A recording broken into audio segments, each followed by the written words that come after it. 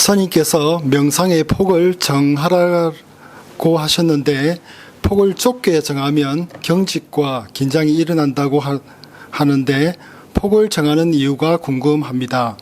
폭이 넓으면 산만하다고 알고 있는데 폭이 좁으면 긴장이 일어난다고 하니 무슨 관계가 궁금합니다. 명상 주제 폭 이런 걸 얘기하는 것 같은데요, 보면.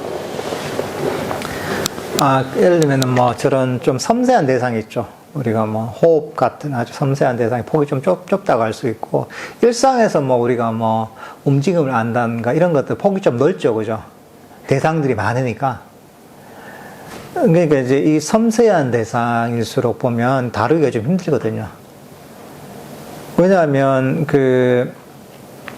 이게 이제 아주 미세해서 조금만 내가 마음을 조금 뭐 욕심을 내거나 이래도 이게 영향을 많이 받거든요. 근데 우리 일상에서 뭐 알아차림 이런 것들은 그 정도로 아주 섬세한 정도의 마음을 갖지 않아도 그게 수행을 할 수가 있거든요. 그러니까 오늘 자기한테 필요한 만큼 하는 겁니다.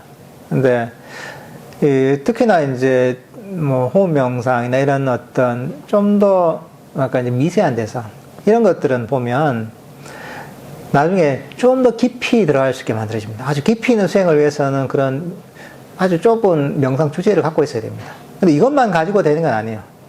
이렇게 명상도 하지만 일상에서의 뭐 마음 챙김 이런 것들도 중요하거든요. 그러니까 이건 적절하게 해야 됩니다, 이게.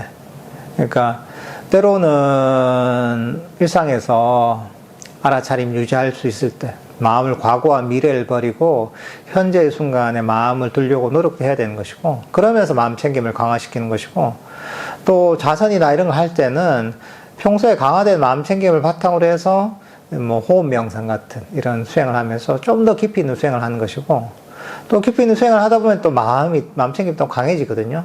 그러면 또 일상에서 어떤 마음 챙김을 유지하기가 쉽거든요. 그러니까 이게 서로 같이 이루어져야 됩니다. 일상에서 뭐 걷기 명상할 때 또는 일상에서 알아차림 유지하고, 때로는 좀 더 이제 이 깊이 있는 수행을 위해서 뭐 호흡 명상 같은 뭐랄까 이제 아주 깊이 들어갈 수 있는 섬세한 대상을 가지고 명상을 하기도 하고, 그러니까 이게 일상에서 같이 이루어지면 좋습니다. 이게 서로 상승작용을 일으킬 수 있으면 좋습니다. 그렇지만 이게 어떤 것들이 더 훌륭한 수행법이다 이렇게 얘기할 수는 없습니다. 다 어떻게 보면 명상의 장애를 극복하는 데는 도움이 되는 거죠. 그 순간순간에는. 그러니까 이제 그 상황에 맞는 명상법, 가장 효과적인 명상법을 선택하는 게 중요합니다, 이게.